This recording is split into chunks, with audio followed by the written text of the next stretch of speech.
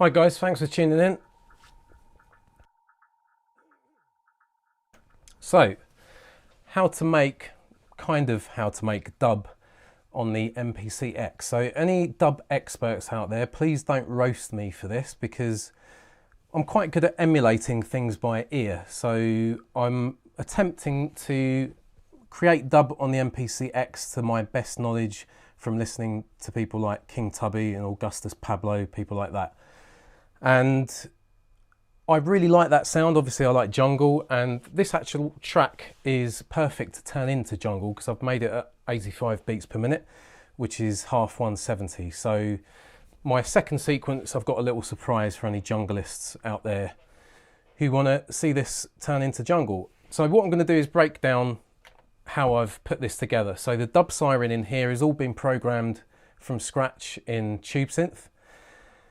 So the drums are all built from pretty much scratch. Obviously I've used some expansion pack samples, but it's mainly got to do with the delays and how to use those in that classic kind of dub way. So this is kind of, you know, like, I don't know what's the best word to explain it, but Tube Digger's interpretation of dub from scratch. So let's just take a look at the drum kit. So I'm not going to go into every single detail and show every single process, but I will show you how I've put it together. So on my first track, I've got this drum program. So I just simply went to the browser, to my expansions, and I searched for just some really simple sounds. So we haven't got all the, you know, classic things that you would find in a classic dub reggae drum kit, but I've got quite a nice deep woody bass sound. That's what I wanted, something quite organic and not as electronic as a lot of the expansion sounds you get. I've got a deeper kick here and a really deep kick there, but I think I'll probably just use this one from memory. Now this sound is like a kick and a snare roll. So let me just open up the filter for you so you can hear that.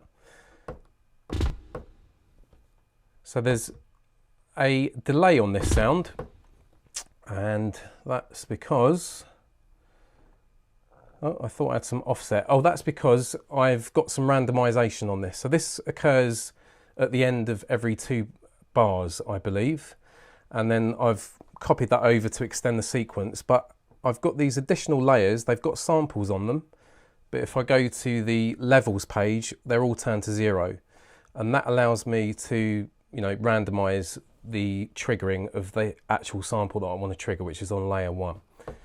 So that's just like this, there you go, little kind of snare kick roll. And that's just to give it a bit more of a bit of variation and a live feel. I've got a simple open hat there. Actually, that's a closed hat. It's quite splashy. Here's a classic hi-hat here. Just some more hat sounds. So it's only one of these that's actually got a delay on it. Now let's talk about the delay. This is what gives the beat the shuffle. So if I remove that delay just from that pad, so let's go to the pad mixer and go to the first send, and you can see that I'm sending an amount of this sound to my return, which has got the delay. I'll show you how the delay is set up in a minute, but let's just play back from the start, and I'll take the send out, and you'll see how dry and undubby the drums sound without it.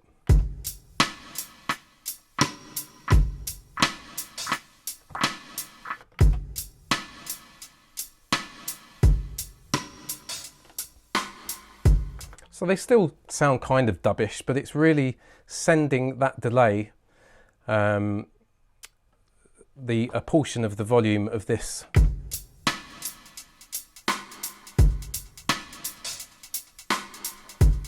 And that's where you get your shaky dub hi-hats from.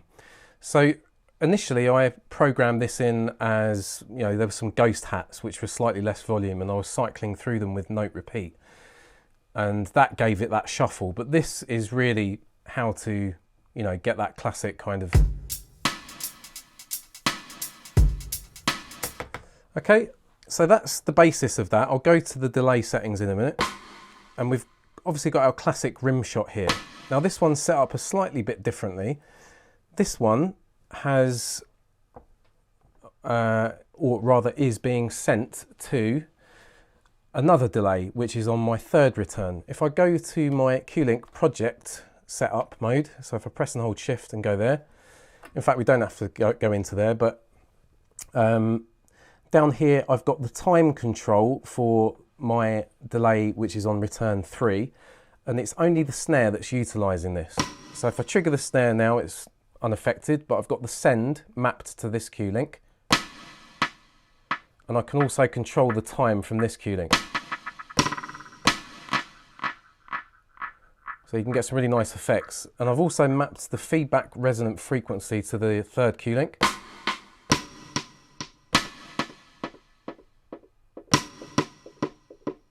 So you can get some really nice things going on with the different frequencies.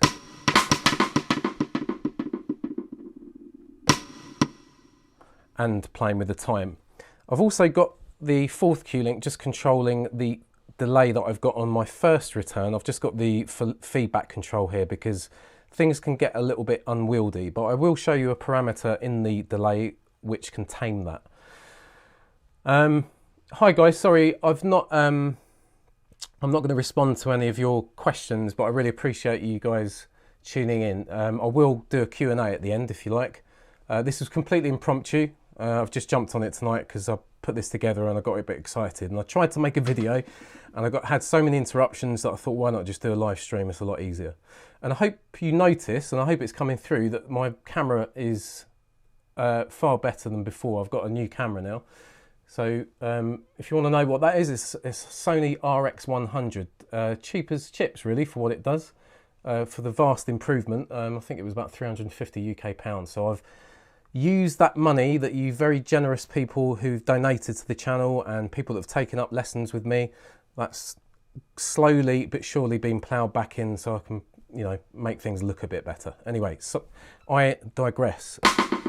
So yeah, that's all that. What was I talking about? So yeah, I've got the, yeah, let's go and look at the delay. Let's look at the delays on the returns. Let's go back to the channel mixer.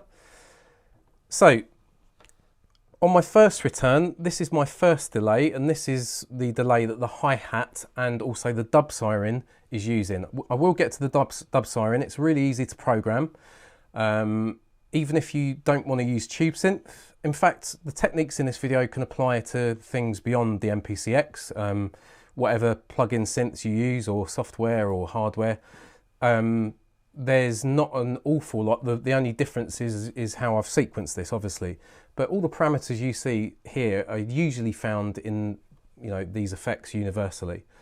So this is the first delay that's on my first return, and this is the one for the hi-hat. So the time is at 944 milliseconds. I could also, if I switch to screen mode so I can adjust these without affecting my Q-Links over here. This also works nicely at a lower value. So I'll press play back again, and I'll show you me adjusting that shuffle just by affecting the time on the delay. Sorry, let's go back to project mode and turn down the send for the snare because we don't want that. Okay.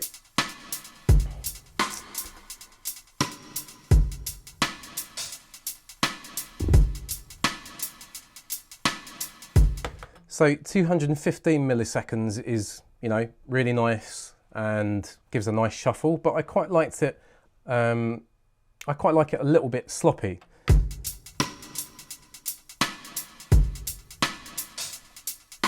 It's not really sloppy, but it's, you know, it's swung, and you get that same effect by putting it all the way up nearly to 1 second.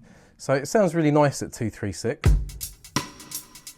And it's more immediate when you press play. It's immediately there, obviously because of the shorter time. But if we put this up to 988,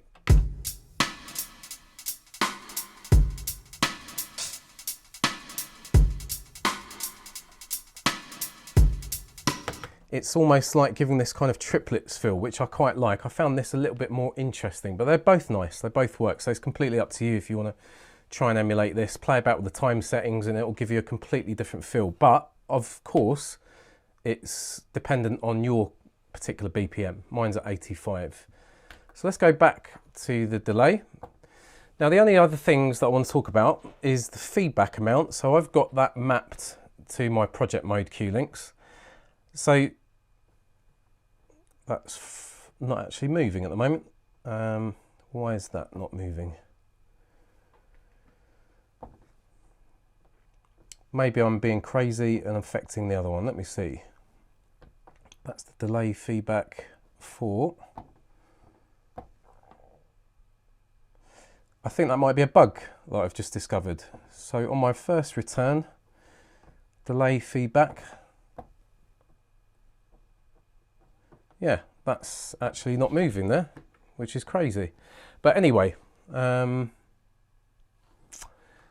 basically what I'm trying to say is the feedback here for the hi-hat and the dub siren, I like to have that around 80%. Now that's really high and it does generate a lot of accumulative feedback over time, but you can tame it with the damp control on the feedback. So let's press play back and I'll show you what happens when I increase the feedback on here.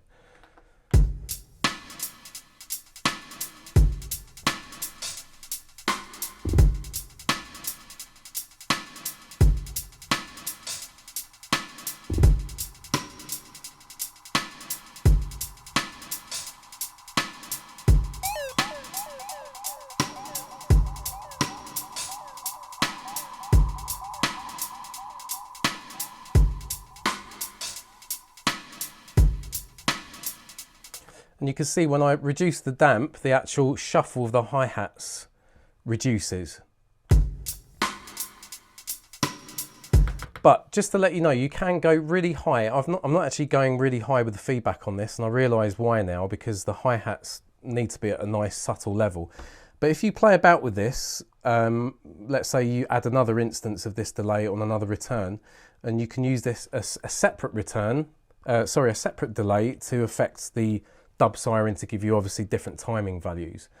But what I'm trying to get at is the feedback here. If you have it up really high to generate loads of accumulative feedback and looping noise, you can control it with this damp control, and it is really effective for taming it, but you still have to be careful. If it can get a little bit out of control. So anyway, that's how I've got the delay set up. On return 2, I've got a reverb, just to give it that kind of dub spacious kind of feel, and it does actually make it sound a little bit more grainy. So let's play back and just take the reverb out.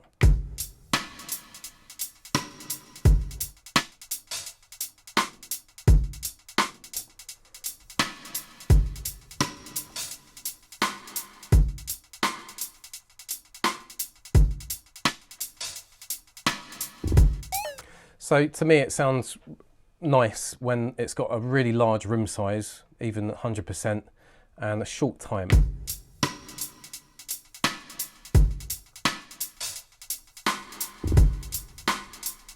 And of course you can map that to your project cue links as well if you want. So there's not much to say about that. I've not really adjusted any of the other parameters in there, but feel free to muck about with those, man. Yeah, high accurate beats, man. I hope you're doing well. I hope your health is all, you know, okay as it can be, man. Really sorry to hear that news, but I hope you're doing well, man. Best of health and wishes to you, my friend. So did I just headbutt my camera there? A little bit.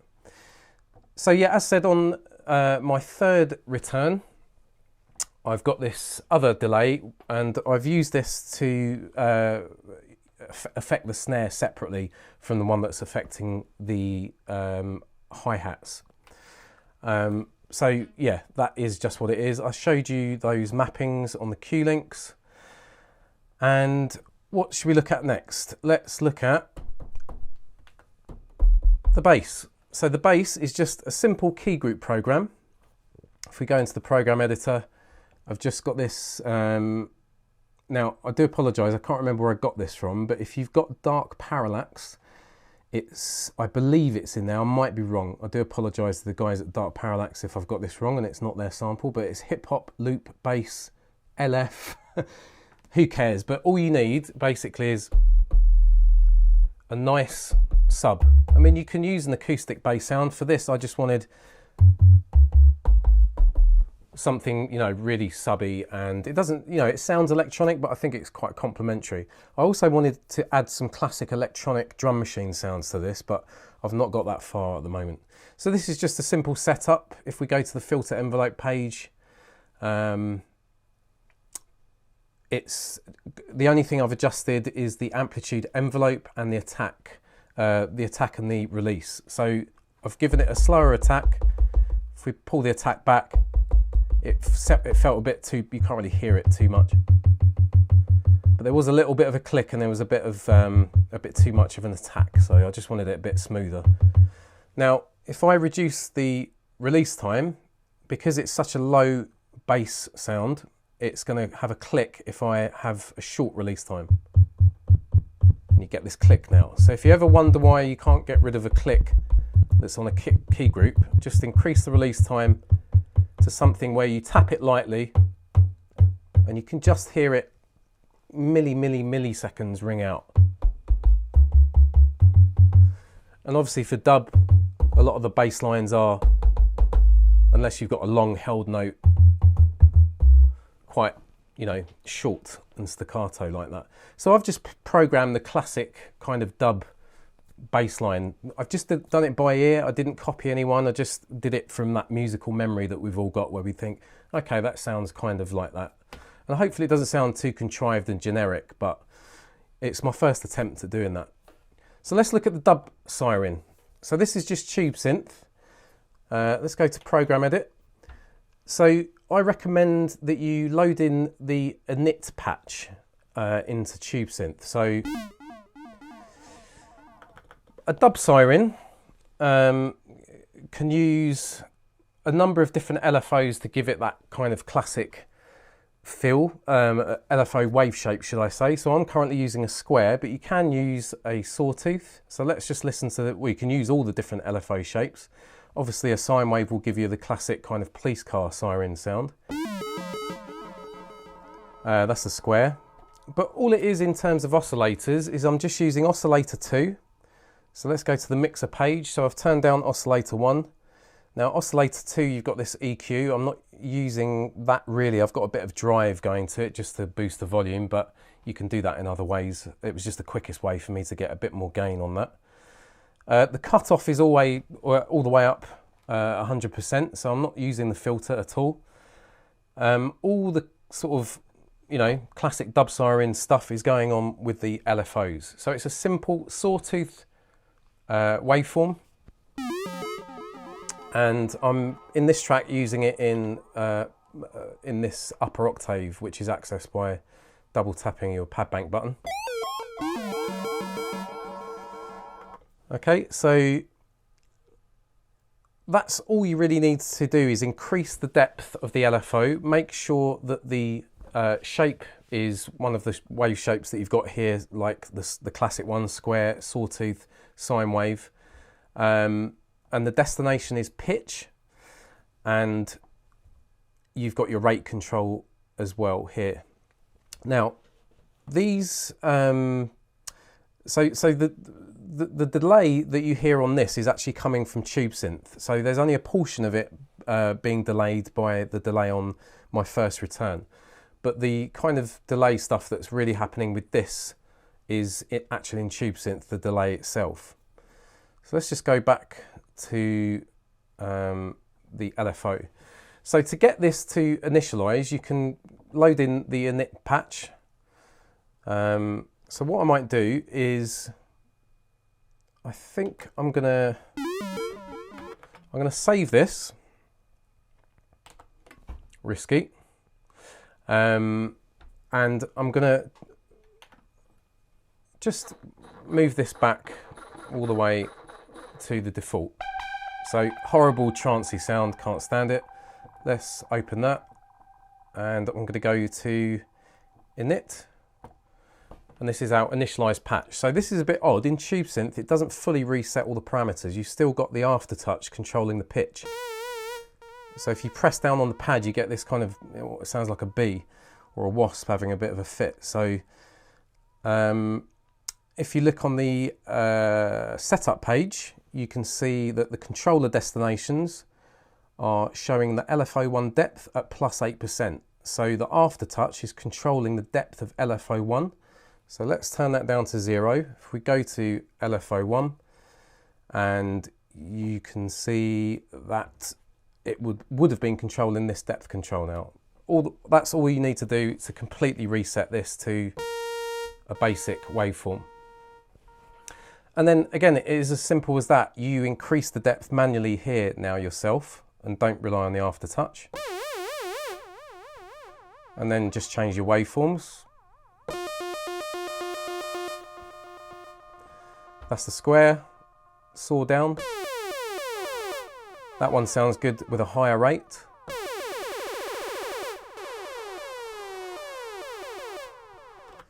Now, the fade control is good. This gives you that classic spaced out dub siren sound. We might need to turn this back to a square.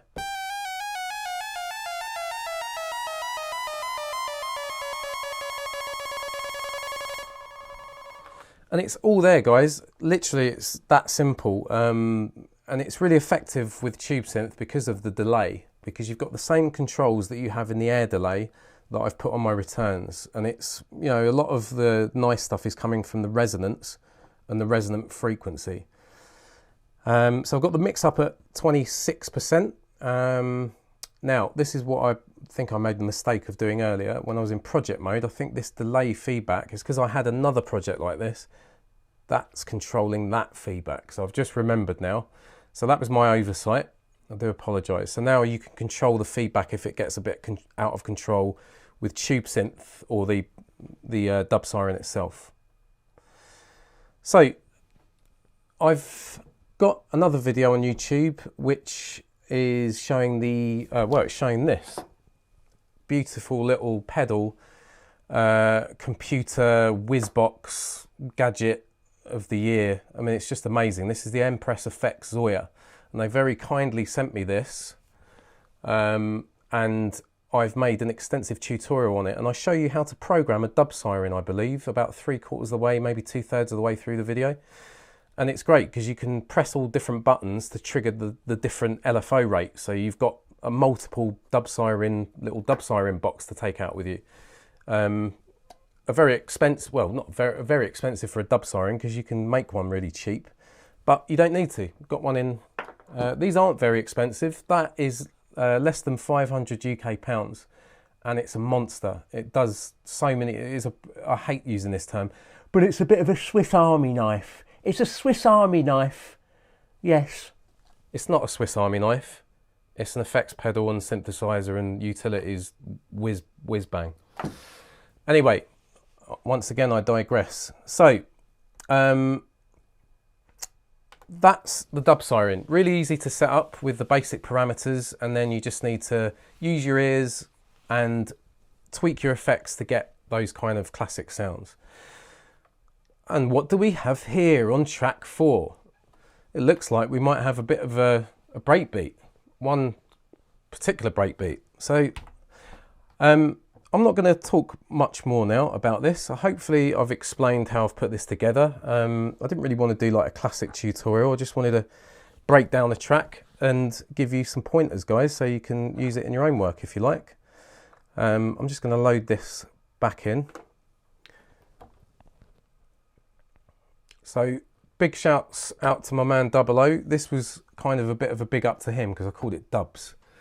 And he helps me to get my jungle on now and then by taking me out and socialising me, because I'm a bit of an introvert, antisocial person. Not antisocial, what's the word? Antisocial means you go around smacking people, doesn't it? What's the word? I'm not antisocial. I just stay in a lot. So anyway, let's listen to this, and then we're going to go to sequence 2 where I've got a little extra ting going on. So let's see you on the other side, guys.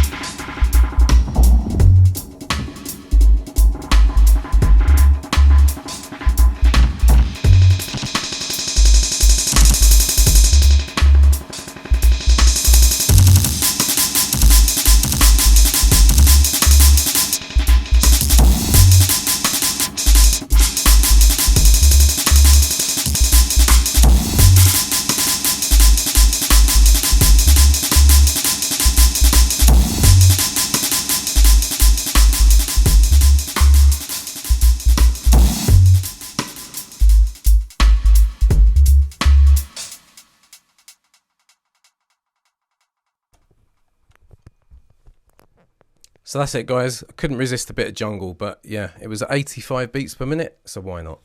Hope you enjoyed the video, guys. Thanks for tuning in. Really appreciate it. I will see you on the other side. Good evening. This is Tube Digger, and I'm out.